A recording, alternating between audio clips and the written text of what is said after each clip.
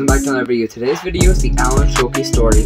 Alan Schike was born in 1965 in Idaho, but people would not learn about this master in roller coaster designing until the early or late 90s with aerodynamics. Aero was once the leaders in roller coaster design. However, in the 90s, they started to lose a step in the industry thanks to B&M entering into the industry with their looping coasters and also the inverted coaster. Aero knew they would have to answer B&M, so they decided to start to use CAD or computer-aided design. Their first roller coaster using CAD would be Dragonfire at Busch Gardens, Williamsburg, standing at a height of 150 feet and going 60 miles an hour and packing in 6 inversions, later 5 after the diving corkscrew was removed to help with roughness. This would not help much, and the ride would be taken down not too long after this. After run, and the sale did not happen. However, Aero would find their answer to fix the issues with a man named Alan Schike. With Alan now working for Aero, Aero would finally design a smooth and amazing roller coaster called Tennessee Tornado. I was lucky enough to ride this roller coaster this year, and for an Aero looper it was very smooth and had great forces, but this would not be Alan's greatest work with Aero. That project would be the 40 coaster Alan would spend many years designing the train and track for. This new idea, but little did Aero know, this would lead to their downfall. Alan and Aero would show the new design to Six Flags, which they would end up buying. This new coaster was supposed to put Aero back on the map. This new coaster, known as X, would open at Six Flags Magic Mountain in 2002. However, this would not save Aero because it cost too much to build and also would have lots of issues. These problems would cause the fall of Aero and X being a headache for Magic Mountain. After Aero's fall, all rights were sold to S&S, which would later use these rights to build 2 new 40 coasters, being Dinoconda and Edgenica, 2 great and super intense coasters. S&S would also make changes to X, giving it new trains and new theming throughout the ride, and rebranding it to X2. The 40 coaster would be one of the last times we would hear about Alan till the 2010s, with Fred Grubb and RMC or Rocky Mountain Construction. Fred would start the company in 2001 with the goal of retracking wooden coasters. However, Fred had a new insane idea known as iBox track. But there was one big problem. He needed someone to help design this new track idea.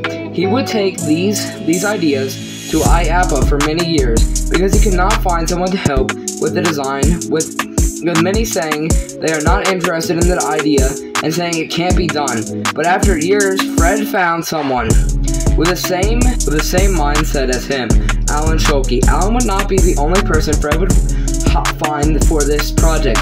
The other person would be Jake.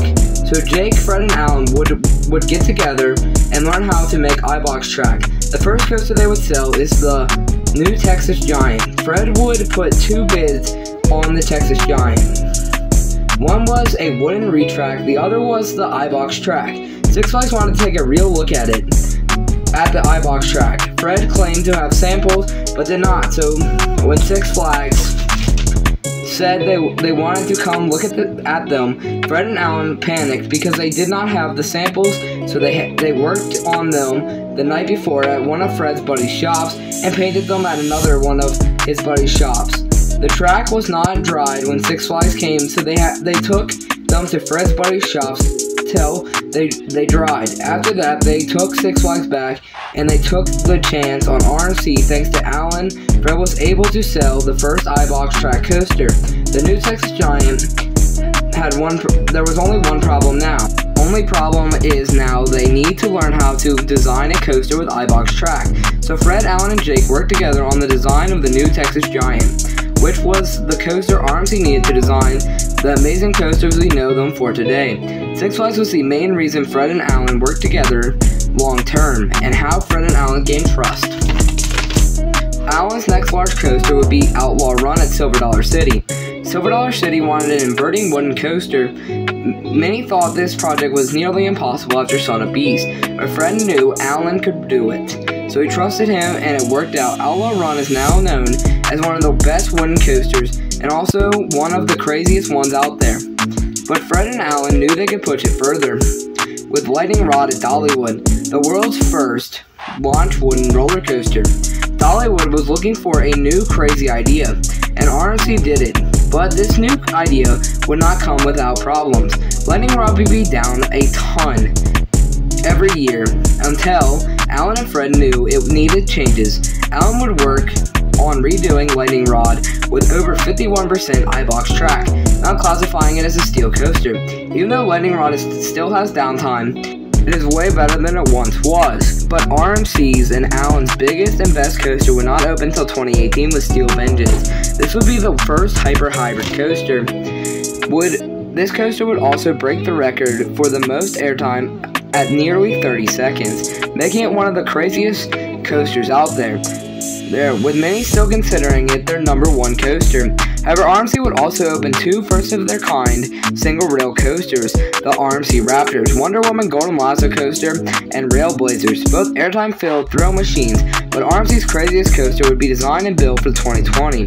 However, this amazing coaster would not open until 2022 due to COVID, but Iron Gwazi would be well worth the wait, with this coaster overtaking Steve in many coaster enthusiast rankings like Element of the Ride. Mission of a perfect coaster, RMC and Alan Schike went out of the park with this masterpiece. They pushed the limits of what a coaster can do while still having a decently long ride experience. One of the best coasters in the world for sure. The airtime is unmatched. Iron Gwazi.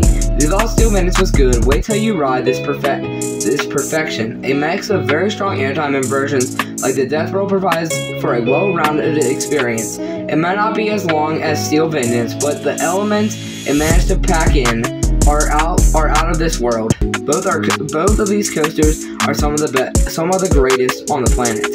As you can see, Alan Schike blew it out of the water with both these roller coasters. However, and this is how he rolled, he mentioned how he has designed enough roller coasters to be happy.